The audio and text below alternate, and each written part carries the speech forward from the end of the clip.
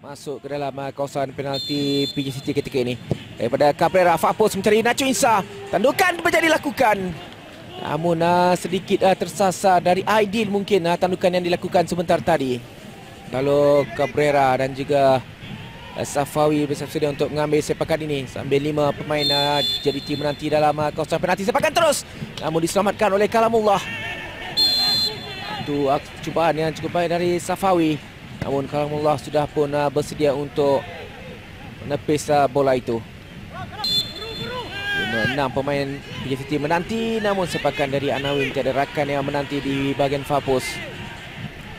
So badan Safawi Rashid. Itu sepakan penjuru teruslah diambil dan jadi dikeluarkan oleh pemain PJCT. Ini JDT terus melakukan asakan. Diogo dia bersorangan. Jadi rakan ketika ini membuka kepada Safawi di ujung sana. Tolakan yang baik untuk Safawi dalam kawasan penalti. Pula untuk Safawi. Akhirnya JDT berjaya memecah kebuntuan melalui Safawi Rashid. Jaringan yang cukup baik dan jaringan kelimanya musim ini buat Safawi Rashid. Bagi saya apabila anda mempunyai seorang penyerang seperti Diogo yang akan memasuki kawasan nombor 10, perlu lebih ketat ke atas beliau kerana kebijaksanaan beliau dalam situasi ini sesuatu yang jarang kita melihat. Beliau menunggu sebelum melihat burst tukaran kelajuan dilakukan oleh Safawi dalam sekelip mata, tidak disedari oleh Firman Anyi, dan selepas itu terpulang kepada Safawi dengan ketenangan beliau melihat oleh Jodor Tazim. Kini PJCT melakukan asakan. Malika Suli terus melakukan hantaran. Tolakan cuba dilakukan dan terkena tiang, dan akhirnya jaringan berjaya dihasilkan oleh Kristi Jayasilan. Satu kedudukan yang cukup baik untuk PJCT. Satu asakan balas yang berjaya untuk menghasilkan jaringan. Kristi Jayasilan meletakkan namanya selaku penjaring gol. Mahali awal beliau melihat kawasan bek kanan Mauricio tidak dapat kembali sepantas, dan selepas itu sudah tentu Kristi Jayasilan tidak akan menjadikan gol yang semudah apabila terkena tiang gol dan keluar sentuhan besar daripada Barat Kumar apabila beliau cuba menyahut apa yang boleh sebaik boleh. Kaki kiri beliau menyahut, terkena tiang gol.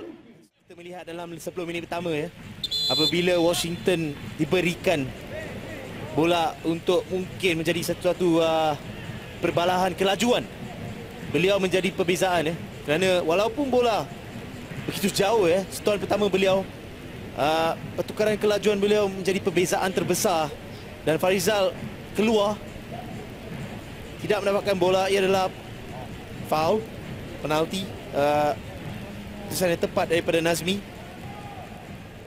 Tapi ruang untuk K. Gurusami.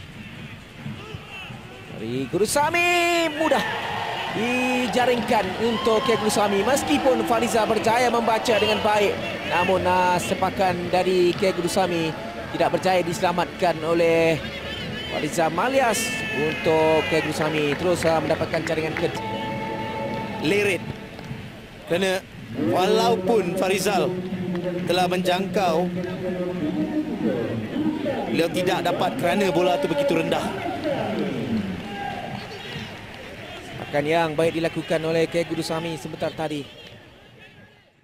Ya, saya sebenarnya melihat reaksi Firman Anyi walaupun boleh katakan ada sentuhan penuh, tapi apabila beliau berada dalam keadaan di belakang, beliau membenarkan satu situasi di mana jika Safawi jatuh ialah satu pertikaian untuk pengadil, dan pengadil telah melihat situasi ini dengan mungkin jarak yang terang, jarak yang dekat. Dan pertama dari Cabrera untuk mudah menghasilkan jaringan gol kedua buat Jodor Tazim. Sekaligus menamakan aksi di separuh masa yang pertama ini dengan 2-2. Ya, apa yang dilakukan oleh JDT adalah mengimbangi reaksi yang dilakukan oleh PJCT. So, saya melihat dua-dua merupakan satu fair result, dan penyudahan yang top corner dilakukan oleh Gonzalo Cabrera bagi saya menunjukkan walaupun pada malam yang senyap, beliau mempunyai kualiti tersendiri untuk dikabarkan di Leandro. Mungkin serangan terakhir daripada Jodor Takzim. Peluang kali ini untuk Jodor Takzim dikeluarkan, dan itu dia whistle panjang menamakan aksi yang cukup mendebarkan di Stadium Majlis Bandaraya Petaling Jaya. hasrat Jodor Tazim untuk mendapatkan 3 mata tidak kesampaian apabila berjaya dikekang oleh Kalamullah punya gol PJ City. Satu tindakan cukup baik daripada Kalamullah untuk memastikan gawang golnya tidak dibolosi. Sekali lagi pada minit ke-18, sepakan percuma dari Safawi ditepis keluar dengan cukup baik oleh Kalamullah. Meskipun Safawi melakukan sepakan yang agak baik sebentar tadi, namun sedikit jadi tepis keluar. Kemudian pada minit ke-24, sepakan dari Safawi Rashid menerusi umpanan daripada Diogo berjaya diselamatkan oleh Kalamullah.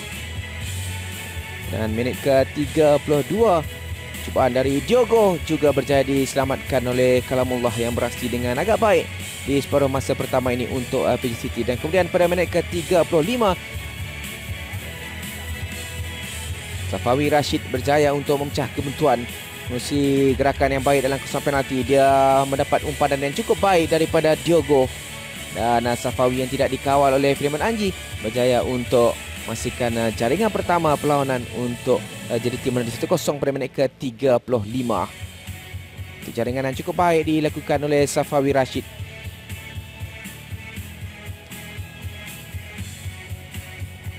Dua minit berselang pada minit ke-37, hantaran daripada Mahdi Jasuli berjaya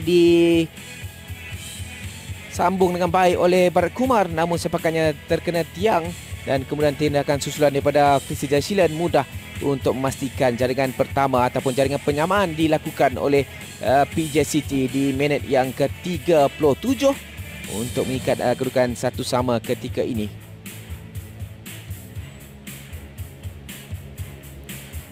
Kemudian pada minit ke-47 di waktu kecederaan, kesilapan Farzam Alias menjatuhkan Washington Brandau berjaya menghadiahkan sepakan penalti untuk PJ City.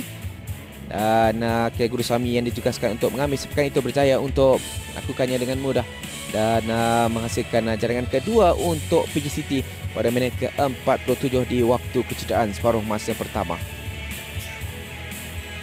Tadi selepas itu jurus selepas jaringan dilakukan oleh Guru Sami. Kesilapan daripada Firman Anji menjatuhkan Safawi dalam kawasan penalti, terus dia memberikan peluang buat JDT menyamakan kedudukan apabila sepakan penalti yang diperoleh disempurnakan dengan cukup baik oleh Gonzalo Cabrera untuk separuh masa pertama berkesudahan dengan PJ City 2, Jodor Takzim 2.